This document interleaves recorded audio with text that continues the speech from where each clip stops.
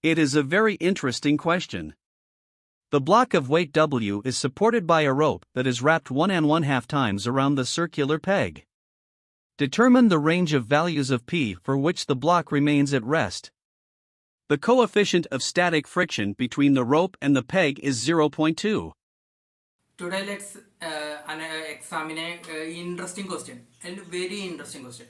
Okay, so it is from engineering mechanics. So there is a road, okay, and it is fixed at one end, and there is a rope. Rope is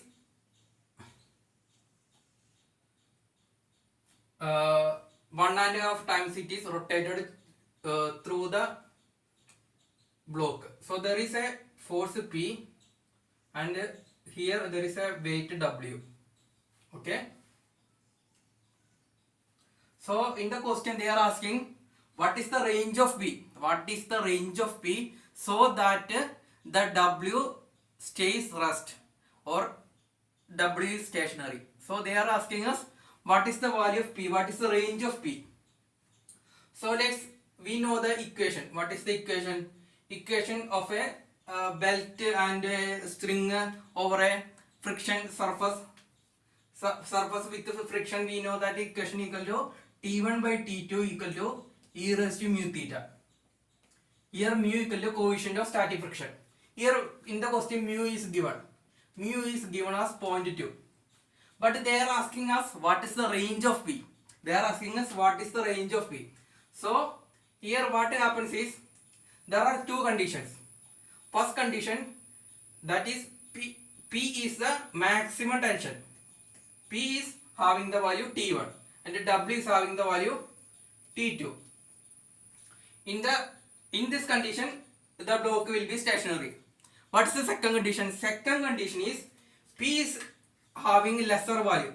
Lesser value means P is having T2 and W is actually is T1. Okay. In this case also the block will be stationary. Why? Because it is being held like this and we are giving tension through here. Okay. We are giving force. So first case is what is happening is when P is more than W, what is happening is if we increase the force a little by say 0.00 Newton, the block will go upward. Okay, the block will go upward. In the second case, that is P being T2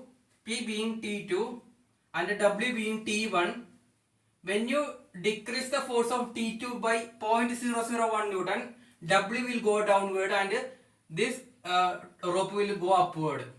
Okay, so there is some force is being utilized to overcome the friction. So in the first case what is happening is the friction force plus T1, or in the first case that means T1 being here, the friction force plus T2 becoming equal to T1. In the second case what is happening is T1, here it is T1, here P is, so in the second case P plus friction force becoming equal to T1. So you got the idea. So let's solve it. Okay, so let's solve by, let's assume that in the first case P is having the higher value, that means this is T1 and this is T2. So T1 by T2 equal to e raised to mu theta. Okay, here T1 equal to P. So P equal to T2 into e raised to mu theta. Here T2 equal to what will be T2? T2 will be W, right? So W into e raised to mu theta. Mu is 0.2 and what is theta? W into e raised to 0.2 into theta is 3 pi. 1½ cycle means 3 pi. 2 pi plus pi. 3 pi. So we will get W as, or P as, what we get? We will get P as 6.59 W.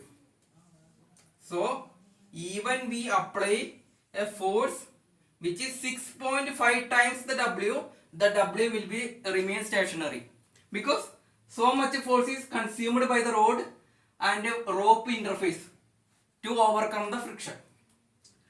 Now next case, what is that? W becomes T1 by T2, the equation remains same, right? Let's write here.